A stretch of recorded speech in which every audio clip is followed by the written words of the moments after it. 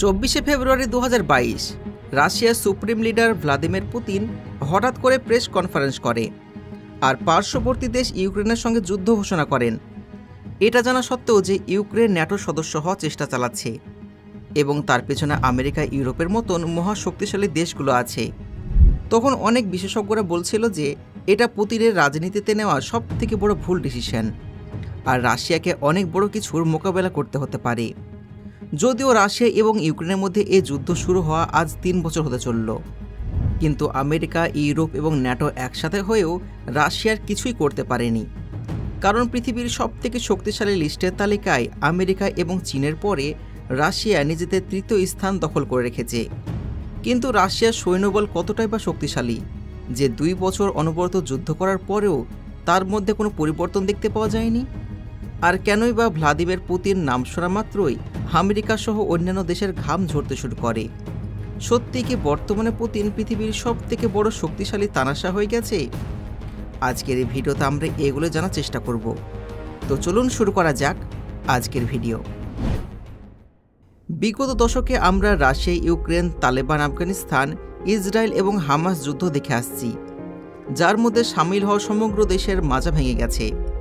যেখানে আফগানিস্তান বা ফিলিস্তিন, ইউক্রেন বা ইসরায়েল, যেখানে ইসরায়েল আমেরিকার সাহায্য নিচ্ছে এবং ইউক্রেন ন্যাটোর সাহায্য নিয়ে যুদ্ধ করছে, একই জায়গায় রাশিয়া কারোর সাহায্য ছাড়াই যুদ্ধ করে যাচ্ছে এবং পৃথিবীতে নিজের শক্তি দেখিয়েছে।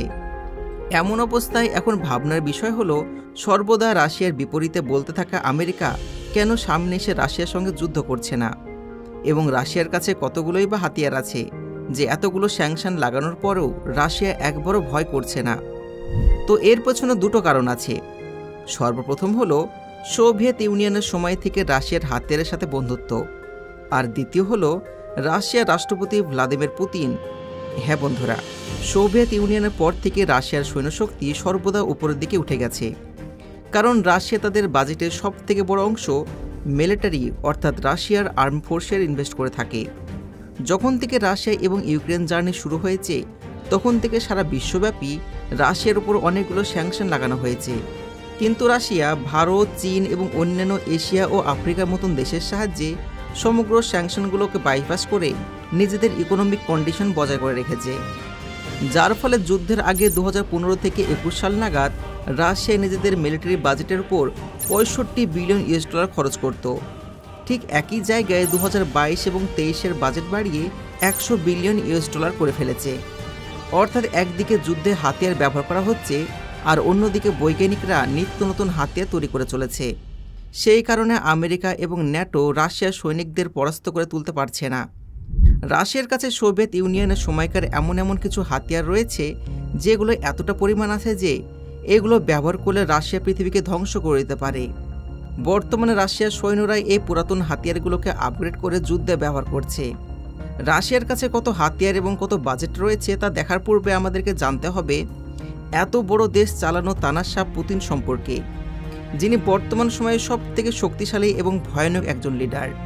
যদিও খাতা কলমে পুতিনের সম্পত্তি $70 বিলিয়ন বলা হয়, কিন্তু কিছু এক্সপার্টরা বলে থাকেন পুতিন গুপ্তভাবে পৃথিবীর সবথেকে ধনী ব্যক্তি। এনার $250 বিলিয়ন বেশি অধিক সম্পত্তি রয়েছে। পুতিনের কাছে 45টি প্রাইভেট এরোপ্লেন রয়েছে, 700+ গাড়ি রয়েছে, 10টি লাক্সারি ভিলা রয়েছে, যেখানে সমস্ত কিছু সোনা দিয়ে তৈরি, এমনকি টয়লেটও সোনা দিয়ে তৈরি। কিন্তু আপনারা কি এটা জানেন, এই ভ্লাদিমির পুতিন না কোনো প্রিন্স ছিল, না কোনো ধনী ফ্যামিলি থেকে বিলং করত। তিনি একটা সাধারণ ঘরে জন্মগ্রহণ করেছিলেন। এনার মা একজন ফ্যাক্টরি ওয়ার্কার এবং এনার পিতা একজন সোভিয়েত নেভি ছিল, যারা শুধুমাত্র একটি ঘরে বসবাস করত, যেখানে শুধুমাত্র একটি রুম ছিল। তিনি গরিব বৃত্তি দেখতে দেখতে বড় হয়েছিলেন, আর বড় হয়ে চাকরি খোঁজা শুরু করেন, আর সর্বশেষে এক জায়গাতে চাকরি পায়, আর ওটা হলো কেজিবিতে, যা সোভিয়েত ইউনিয়নের একটা সিক্রেট এজেন্সি ছিল, যার মধ্যে থাকা অবস্থায় তিনি 70-এর দশকে আমেরিকার বিরুদ্ধে কিছু সিক্রেট মিশন কমপ্লিট করেন। তারপর সোভিয়েত ইউনিয়ন ভেঙে টুকরো হয়ে যায় এবং 16টি দেশ আলাদা আলাদা হয়ে যায়।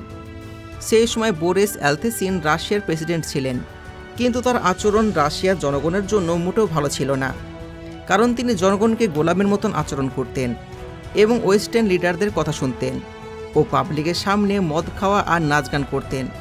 কিছু বছরের মধ্যে তিনি রাশিয়াকে সম্পূর্ণভাবে ডুবিয়ে ফেলেছিলেন।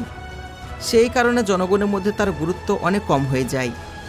জনগণ তার বিরুদ্ধে আন্দোলন করত। এমন অবস্থায় 1998 সালে ভ্লাদিমির পুতিনকে রাশিয়ার প্রাইম মিনিস্টার ঘোষণা করা হয়, যেন তিনি বোরসের এই কার্যকলাপের ওপর পর্দা দেওয়ার কাজ করতে পারে। সেই সময় রাশিয়ার চেচেনিয়াতে 300 জন স্টুডেন্টকে মেরে ফেলে, যার বিরুদ্ধে পুতিন অনেক বড় পদক্ষেপ নিয়েছিলেন। এর ফলে রাশিয়ার জনগণের কাছে পুতিনের ভরসা বাড়তে শুরু করে, আর তিনি প্রধানমন্ত্রী থেকে রাষ্ট্রপতি হতে খুব বেশি দেরি লাগাননি।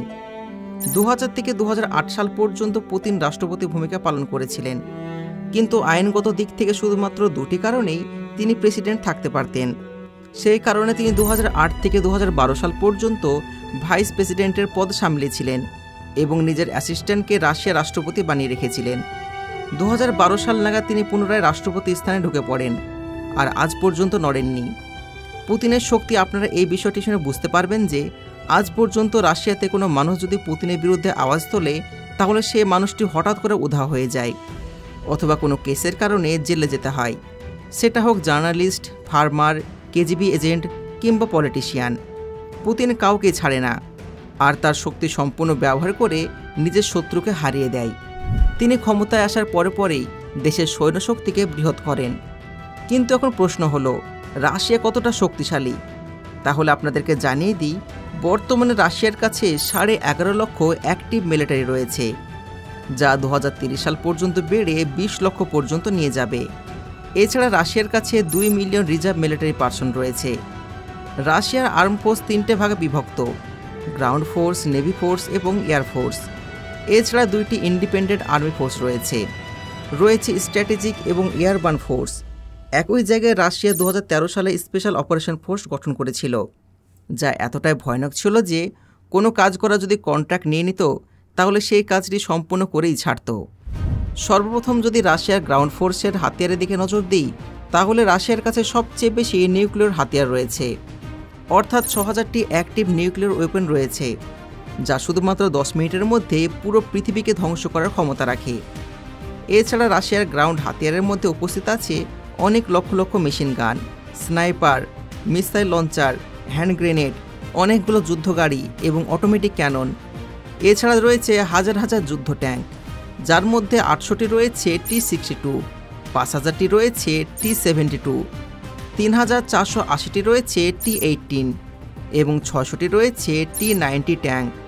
শুধু তাই নয়, রাশিয়ার কাছে ইউরান 9 এবং ইউরান 14-এর মতন বড় বড় গাড়িও রয়েছে, যেগুলো চালানোর জন্য কোনো রকম মানুষের প্রয়োজন নেই, বরং এগুলো রাশিয়ার সেনারা কন্ট্রোল রুমে বসে এই গাড়িগুলোকে চালাতে পারে, অথবা টার্গেট দিয়ে অটোমেটিক চালানোর জন্য ছেড়ে দিতে পারে, কারণ এর মধ্যে এআই অর্থাৎ আর্টিফিশিয়াল ইন্টেলিজেন্স দেওয়া আছে।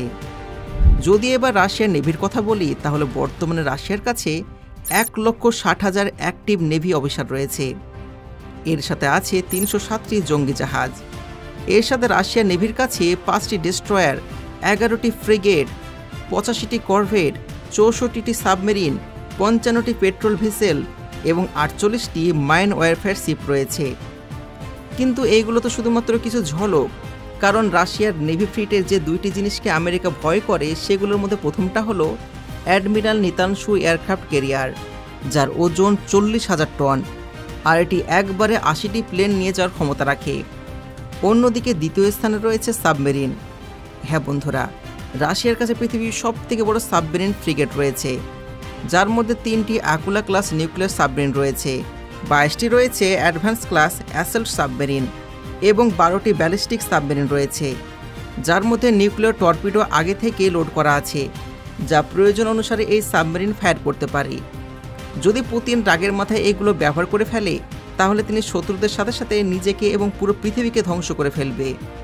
সেই কারণে রাশিয়ার নেভিকে পৃথিবীর সবথেকে ভয়ঙ্কর নেভি ধরা হয়। সবশেষে যদি রাশিয়ার এয়ারফোর্সের দিকে একটু নজর দিই, তাহলে রাশিয়ার কাছে বর্তমানে 4800টি জঙ্গি এয়ারক্রাফট রয়েছে, যার মধ্যে 809টি ফাইটার জেট, 730টি ডেকেড গ্রাউন্ড অ্যাটাক এয়ারক্রাফট, 453টি টুইন ট্রান্সপোর্ট এয়ারক্রাফট, 145টি স্পেশাল এয়ারক্রাফট এবং 1547টি হেলিকপ্টার রয়েছে। এছাড়া রাশিয়ার কাছে রয়েছে মিগ আর সুখোই ক্লাসের মতন অ্যাডভান্স ফাইটার জেট। এর সাথে রাশিয়ার কাছে আর্টিফিশিয়াল টেকনোলজিতে পরিপূর্ণ বিমান রয়েছে, যার সাহায্যে রাশিয়ার সৈন্যরা হাওয়ার গতিতে বিরোধীদের কাছে পৌঁছে যেতে পারবে এবং আকাশ থেকে গোলাবারুদ বৃষ্টি করতে পারবে, আর এর ফলে সে এলাকা ধ্বংস হয়ে যাবে। রাশিয়ার কাছে আকাশ থেকে হামলা করার মতন laser bomb, air to air missile, air to surface missile এবং লং রেঞ্জ ব্যালিস্টিক মিসাইল রয়েছে। এগুলো সবগুলো রাশিয়ার ফাইটার জেটের ফিট হয়ে যায়।